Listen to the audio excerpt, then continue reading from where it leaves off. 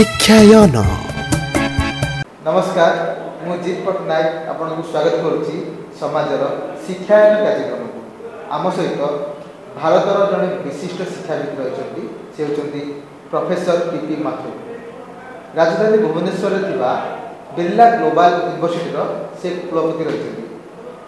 Sir मुझे आम कार्यक्रम को स्वागत करुच्ची।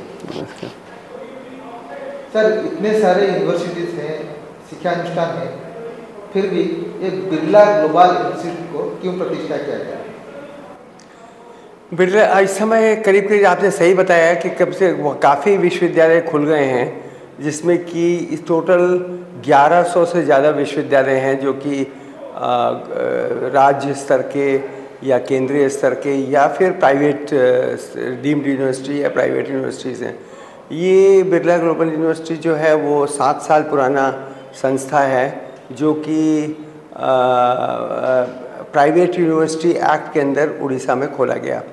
इस समय इसका मेन उद्देश्य जो था वो आर्ट्स, ह्यूमैनिटी, सोशल साइंस की शिक्षा को प्रदान करना था, जिससे कि हम लोग के यहाँ बच्चे जो हैं वो मैनेजमेंट का कोर्स करते थे और मैनेजमेंट के अलावा मास कम्युनिकेशन, जर्नलिज्म का, उसके अलावा यहाँ पर जो है बाद में लॉ और इकोनॉमिक्स, कॉमर्स और अब लेटेस्ट हम लोगों ने computer science related MCA, BCA का भी खोल दिया है कोर्स।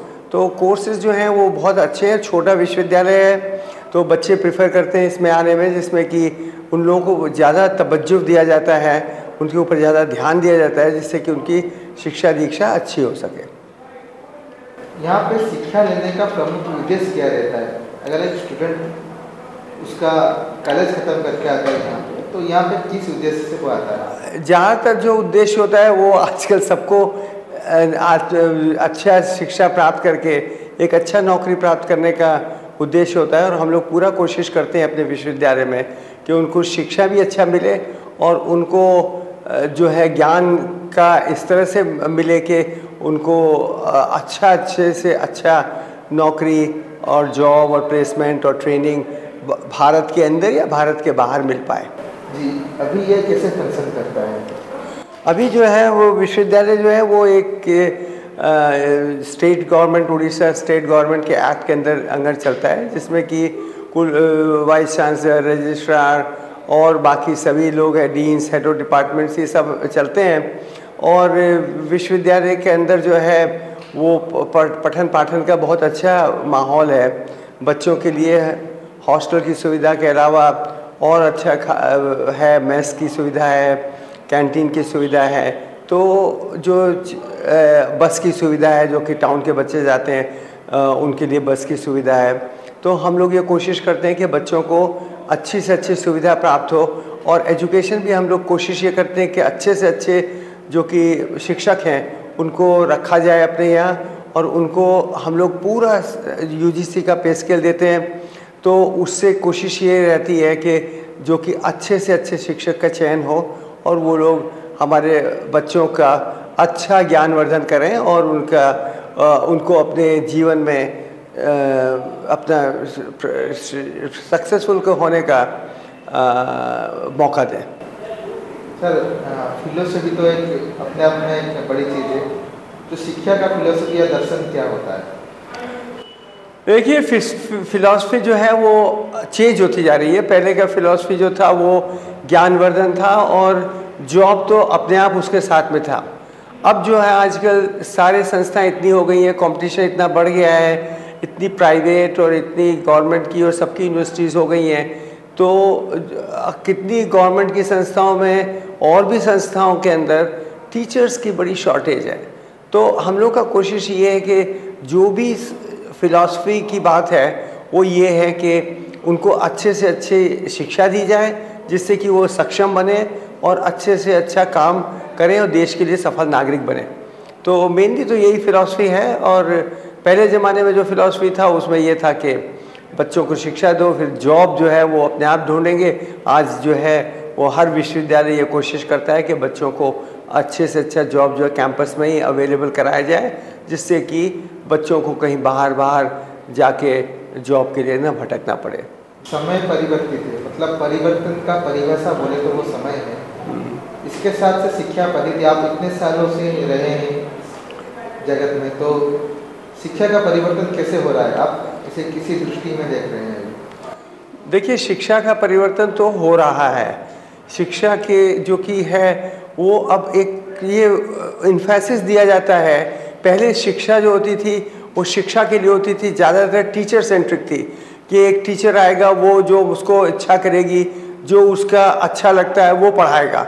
अब आज जो है वो बच्चों के हित में क्या है उसकी पढ़ाई करना बहुत ज़रूरी हो गया है। और यही नहीं, आउटकम बेस्ड एजुकेशन के हर चीज़ को जो दे रहे हैं तो उसका आउटकम क्या निकलेगा, आउटपुट के इतनी ज़्यादा नहीं है, आउटकम बेस्ड है। और ये कोशिश ये करते हैं कि नंबर को से ज़्यादा हम लोगों को गुणवत्ता पर ध्यान दी जाए। तो कोशिश ये करते हैं कि गुणवत्ता जो हो वो शिक्षा की ज़्यादा से ज़्यादा अच्छी हो, और जिससे कि बच्चे पर आजकल जो है जितनी जल्दी फास्ट ग्रोथ हो रहा है सब विषयों के अंदर, तो बच्चों को ये कोशिश करके सिखाना भी पड़ता है कैसे वो अपने आप को उन्नत करेंगे, कैसे वो लोग अपने आप पढ़ाई करेंगे अपने आप। एक ज़िंदगी में पहले ज़माने में जबकि कोई आदमी मास्टर्स कर लेगा, पीएचडी कर लेगा, तो वो काम उसका ख़त्म हो जाता है पढ़ाई का। आज पढ़ाई जो है वो कंटिन्यूअस प्रोसेस हो गया है, और इवन जो फैक्ट्रीज़ में, कंपनीज़ में काम करने वाले लोग हैं उनको नई नई तकनीकों का ज्ञान लेना पड़ता है। तो आजकल कंटिन्यूअस लर्निंग पर ज़्यादा बल दिया जाता है। पहले जो शिक्षा दिया जाता था तो नंबर्स के आधार पे जो पिता माता रहते थे कि मेरा बेटा हाँ परसेंटेज लाएगा, इतना नंबर लाएगा, लेकिन अभी जो प्रतिभा, एक बच्चे के अंदर जो प्रतिभा है उसके ऊपर ज़्यादा ध्यान दिया जाता है। आप इसे कैसे देखते हैं? ऐसा है कि नंबर तो हमेशा देखे जाते हैं, ऐसा नहीं है कि नंबर नहीं देखे जाते हैं, पर उसके साथ साथ जैसे कि आपने बताया कौशल, उसका क्या कौशल है, और उसके साथ साथ ये भी देखना बहुत आवश्यक हो जाता है कि उसका एटीट्यूड कैसा है। आजकल बच्चे पढ़ाई लिखाई कर लेंगे, सब कर लेंगे, पर अगर एटीट्यूड ठीक नहीं होता है तो उनको नौकरी में दिक्कतें आती हैं। और आजकल जो है बच्चे इतने टेक्नोलॉजी से जुड़े हुए हैं कि वो इसमें रिलेशनशिप के जो है कि कैसे किससे व्यवहार करना है, तो ये सब व्यवहार कुशलता, ये उनको ये कौशल कुशलता कि क्या कर सकते हैं। आजकल ज़्यादातर लोग यही पूछने की कोशिश करते हैं कि ठीक है आपने जो पढ़ा है, डिग्री है, ये सब ठीक है, पर आप कर क्या सकते हैं। तो उन लोगों को आजकल ये कोशिश की जाती है कि करीब करीब 30-40% जो कि एजुकेशन हो वो कौशल हो, जिससे कि उनको ये देखा गया है कि पहले ज़माने में कई बच्चे जो पास कर लेते थे वो एक चिट्ठी नहीं लिख सकते। आज भी ये कोई बहुत सुधरी नहीं हालत। वो लोग, उनसे आप कहिए कि पोस्ट ऑफिस से क्या होता है, बैंक ड्राफ्ट क्या होता है, तो ये नहीं बता पाते। तो कोशिश ये होती है हर लेवल पर कि उनके कौशल को बढ़ाया जाए और जिससे कि वो लाइफ में आगे बढ़ सकें। अभी टेक्नोलॉजी या वैषयिक ज्ञान जो इसका विकास हो रहा है, इसके साथ शिक्षा में भी इसका बड़ा प्रभाव पड़ा है। कोविड के बाद भी आप देखेंगे कि हर जगह इसका व्यवहार हो रहा है, तो आप इसे कैसे देखते हैं? एक्चुअली कोविड से शिक्षा के अंदर काफ़ी द्रुत गति से विकास हो गया, क्योंकि पहले, जबकि कोविड के पहले कोई भी शिक्षा संस्था जो थी वो कंप्लायंट नहीं थी कि वो ऑनलाइन कोर्सेज को दे सके।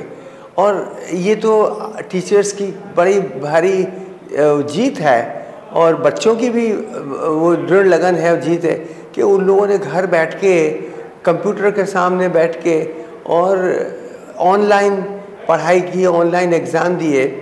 भले ही उसकी क्वालिटी में उतना ना हो, पर कम से कम इतना हुआ कि एजुकेशन जो है टेक्नोलॉजी ड्रिवन हो गई। अब आज जो नई टेक्नोलॉजी आ रही है वो सबसे पहले एजुकेशन में आ जाती है, और आज कोशिश ये की जाती है, इवन जो कि नेशनल एजुकेशन पॉलिसी 2020 है उसमें ये कहा गया है कि कम से कम जो है 20% से 40% तक जो कोर्सेज हैं वो ऑनलाइन दिए जा सकते हैं, या जो कि कई माध्यम हैं जैसे कोर्सेरा है, या जैसे कि आपका और भी हैं माध्यम जो कि इलेक्ट्रॉनिक माध्यम है, गवर्नमेंट बना रही है कई माध्यम जिससे कि बच्चे घर में बैठ के भी पढ़ाई कर पाएंगे। तो ये कॉन्स्टेंटली इंक्रीज़ हो रही है, किताबों पर जोर कम है, बच्चे जो हैं वो लर्न कर रहे हैं, इवन मोबाइल पर ऐप बन गए हैं जिससे कि बच्चे सीख सकते हैं। तो यही है कि अब आजकल टेक्नोलॉजी जैसे जैसे चेंज होती जा रही है वैसे वैसे बच्चों की पढ़ाई के जो कि तरीके हैं उनमें भी परिवर्तन होता जा रहा है। जी, आपके विचारों में एक आइडियल एजुकेशनल इंस्टीट्यूशन या आदर्श शिक्षा अनुष्ठान कैसा होना चाहिए? आदर्श शिक्षा अनुसंधान के बारे में जैसे आपने बताया, तो बच्चों को अच्छी गुणवत्ता वाली पढ़ाई, साथ में उनका ओवरऑल डेवलपमेंट होना बहुत ज़रूरी है जिससे कि वो अपना समुचित विकास कर सके। जैसे कि उनको अच्छा स्पोर्ट्स फैसिलिटी अवेलेबल रहे, अच्छा ऑफ कोर्स खाना पीना तो अच्छा मिलना चाहिए स्कूल के अंदर पर या कॉलेज के अंदर या यूनिवर्सिटी के अंदर, उसके साथ साथ उनको सभी तरह की शिक्षा में दी जाए जिससे वो पूरी तरह से समुचित विकास कर पाएँ और सक्षम हो जाएं। ये बहुत ज़रूरी है। अभी जातीय शिक्षा नीति या NEP आई है, तो आप सोचते हैं ये कुछ परिवर्तन लाएगा? NEP 2020 को हम लोग भी अपनी विश्वविद्यालय में लाने की कोशिश कर रहे हैं। उसमें कुछ अच्छी बातें ये हैं कि एक बच्चा जो अपने इंटरेस्ट के हिसाब से कोई दूसरे सब्जेक्ट का भी कोर्स ले सकता है। जैसे कोई सब्जेक्ट मास कम्युनिकेशन में पढ़ाया जा रहा है और बच्चे का इंटरेस्ट बाद में कम्युनिकेशन भी करने का है, तो वो ये कर सकता है कि अपना मैनेजमेंट के कोर्स भी साथ में करे और 2, 3, 4 कोर्स जो हैं जो उसके रुचि के हों वो कोर्स मास कम्युनिकेशन। इसका उल्टा भी हो सकता है कि मैनेजमेंट का कोर्स कोई मास कम्युनिकेशन वाला करना चाहे, क्योंकि आजकल कोई बाउंड्री नहीं है सब्जेक्ट्स की। तो ये एक बहुत अच्छा है इसके अंदर है। दूसरा जो है वो ये है कि जो बच्चों का को क्रेडिट मिल जाएंगे और वो लोग अगर एक विश्वविद्यालय छोड़ के दूसरे विश्वविद्यालय जाना चाहें तो वो अपना क्रेडिट ट्रांसफ़र ले सकते हैं और उनका एडमिशन जो है वो दूसरे यूनिवर्सिटी में हो जाएगा, उनको डिग्री या डिप्लोमा या सर्टिफिकेट देकर छोड़ दिया जाएगा। और 4 साल का जो कोर्स बन जाएगा तो बच्चे 4 साल बाद जो हैं वो PhD कर सकेंगे, जिसको चाहिए, जिसको PhD में जाना है, और वो अपना आगे का पाथ जो रिसर्च के अंदर या में चूज़ कर सकते हैं। जी, अभी जो स्टूडेंट आपको देख रहे हैं या सुन रहे हैं उन्हें आपका एडवाइस क्या रहेगा? हमारा एडवाइस यही है कि अच्छा बनो, अच्छा सीखो और अच्छा जो है स्किल्स डेवलप करो और एटीट्यूड को बहुत ज़्यादा ध्यान देने की ज़रूरत है और कम्युनिकेशन स्किल्स जो हैं वो बहुत डेवलप करनी चाहिए। आजकल जितने भी एम्प्लॉयर्स आ रहे हैं वो इन्हीं चीज़ों पर विशेष महत्व देते हैं। सब्जेक्ट तो इतना बदलते रहते हैं, तो सब्जेक्ट तो पूछते ज़रूर है क्वेश्चंस, पर ये क्वेश्चन पूछते हैं जिससे कि आपके एटीट्यूड के बारे में पता चल सके। अगर सबसे पहले आप में नकारात्मक प्रवृत्तियां हैं तो मुश्किल है जॉब मिलने में, और सकारात्मक प्रवृत्तियां होना बहुत ज़रूरी है। और यही नहीं, कम्युनिकेशन स्किल जो कि आपको दूसरों के साथ में बात करना पड़ेगा, इंटरपर्सनल स्किल्स, तो स्किल्स का डेवलपमेंट करना बहुत ज़रूरी है। तो बच्चों को ये कोशिश करनी चाहिए कि वो सहपाठिता, सहभागिता और सहकारिता में काम करना सीखें और देश की तरक्की के अंदर और अपनी तरक्की के अंदर सहभागी बने। बिरला ग्लोबल यूनिवर्सिटी में आपका लक्ष्य क्या है? हमारा लक्ष्य ऐसे ही अच्छे बच्चों को प्रोड्यूस करना है जो कि देश के लिए अपना काम कर सकें और जो ज़िंदगी भर लर्नर रह सकें, जो कि उनको ये चक्कर ना रहे कि पढ़ाई में तो ये पढ़ाया नहीं गया था। आजकल कोई भी एजुकेशन की शेल्फ लाइफ इतनी कम होती जा रही है कि 2 साल के बाद में सब चीज़ें पुरानी पड़ जाती हैं। तो वो कोशिश ये करने की कोशिश हम लोग शिक्षा देते हैं कि वो लोग लाइफ लॉन्ग लर्नर बने रहें और अपनी नॉलेज को, अपने स्किल्स को हमेशा डेवलप करते रहें। अच्छे बनो, अच्छे सीखो। अच्छा बनो, अच्छा सीखो, अच्छा करो। अच्छा बनो, अच्छा सीखो, अच्छा करो। देश की उन्नति के लिए, समाज की उन्नति के लिए काम करो। शिक्षा तो एक माध्यम है, एक अच्छा इंसान बनना जरूरी है। यह ଥିଲା प्रोफेसर पीपी मथुरकर छात्र मानक जीवन मंत्र। रोची नमस्कार। नमस्कार।